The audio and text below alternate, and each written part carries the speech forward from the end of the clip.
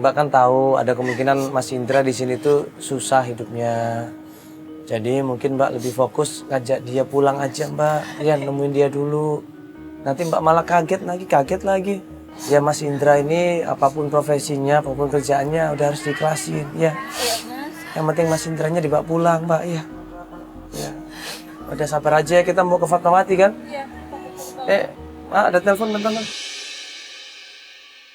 Halo, Assalamualaikum. Darmi. Iya Mina. Darmi masih lama, Mi. Ini Mina, saya lagi cari Mas Indra ini. Kenapa Mina? Ini, Mi. Si Fitri sakit, Mi.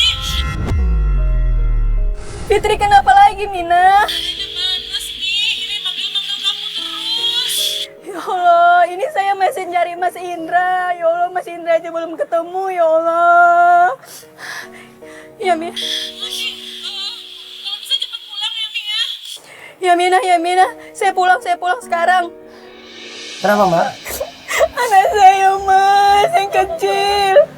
Anak saya sakit. Astagfirullahaladzim. Kambuh sakitnya ini. Ya Mas, saya harus pulang Mas. Harus Saya pulang. harus pulang.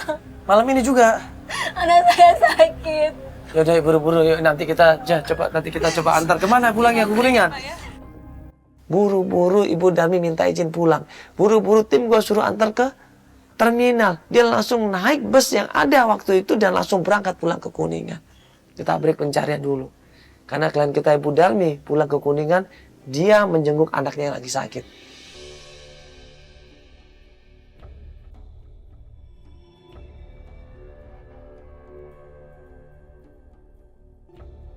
Hari ketiga Ibu Darmi ini telepon sama Feli. Katanya dia mau melanjutkan pencarian. Katanya Ibu Darmi ini sampai di Jakarta kurang lebih jam 7:30, 8 malam. Kita janjian di terminal. Pas sampai terminal, kita bingung kemana Ibu Darmi ini. Kok udah sepi terminalnya. Salah satu petugas di terminal menunjukkan salah satu bus di sana. Itu Mas, busnya itu. Baru datang dari Kuningan. Buru-buru kita menuju ke bus itu. Pas kita sampai di bus itu, tiba-tiba. Bus Kuningan.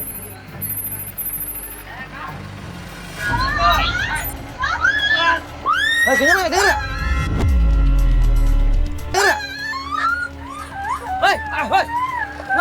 Kenapa?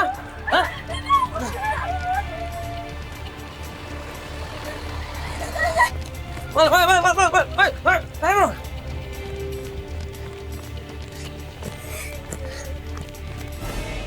Waduh. Lari sana udah susah. Hah? Sono dia bro, naik pagar sono.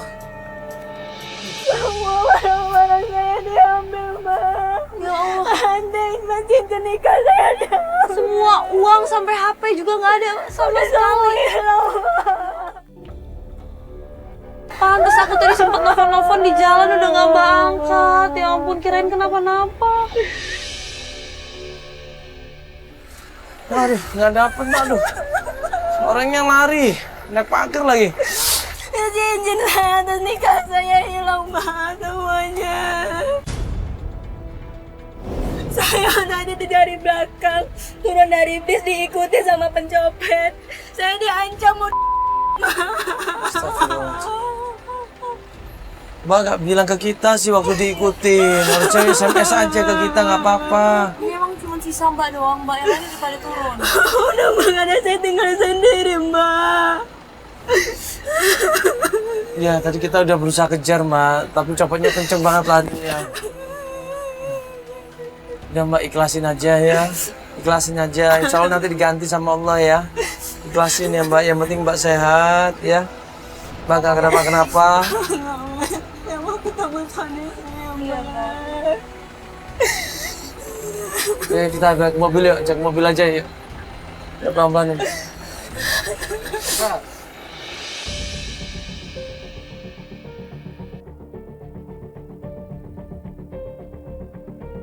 Nah, sampai di proyek pembangunan rumah di daerah Fatmawati, Jakarta Selatan, kita tanya sama salah satu tukang di sana. Pak, misi Pak. Oh iya, ada apa ya Mas? Iya, mau tanya Pak. Bapak kenal sama Pak Indra Pak? Indra mana ya Pak? Indra katanya tukang di sini juga Pak. Yang mana ya? Ada fotonya. Iya, ada fotonya. Yang ini, Mas. Katanya dia kerja di sini, Pak. Iya, Apa masih kerja di sini, Pak? udah lama gak di sini. Suami ibu itu kecelakaan kerja.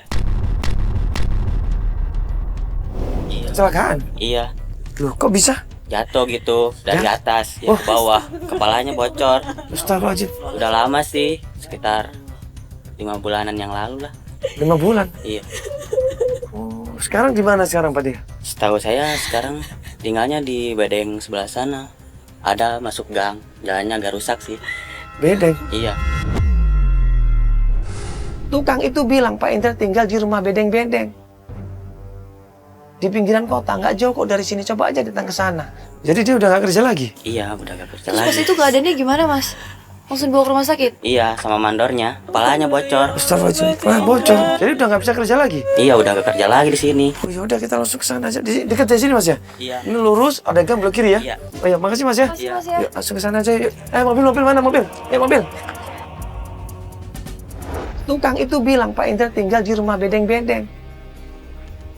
Di pinggiran kota, nggak jauh kok dari sini. Coba aja datang ke sana.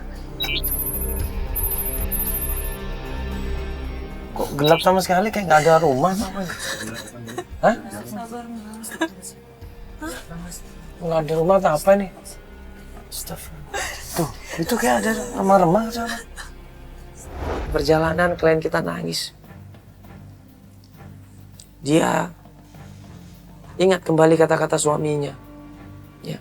Suaminya selalu cerita kalau Pak Indra ini hidupnya enak. Pak Indra ini hidupnya kecukupan. Ya. Pekerjaan syutingnya banyak. Tawaran main sinetronnya banyak katanya. Dan alhamdulillah semua tercukupin katanya. Tapi kenapa begitu istrinya ini mencari kebenaran tentang Pak Indra, kok ternyata berlawanan? Bukannya Pak Indra hidupnya enak, bukannya Pak Indra hidupnya berkecukupan, bukan. Tapi hidup susah malahan. Kontrak 3 bulan nggak dibayar. Jadi tukang parkir, jadi kuli bangunan. Dan terakhir katanya, tinggal di rumah bedeng, coba. Mau lihat dulu nggak? Turun aja. Coba turun aja lewat sana deh.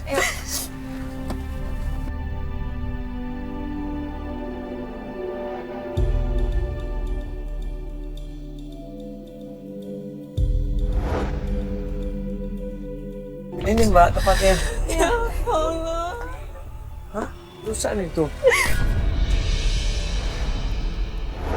Nah pas kita menuju ke rumah itu ternyata rumahnya sudah dihancurkan oleh Satpol PP. Dihancurkan, diratakan di situ sama Satpol PP. Karena rumah itu dibangun di atas tanah Pemda. Tinggal di mana Mas? Jadinya Mas Indra ya Allah. Di mana lagi saya cari Mas? Mbak. Mas Indra.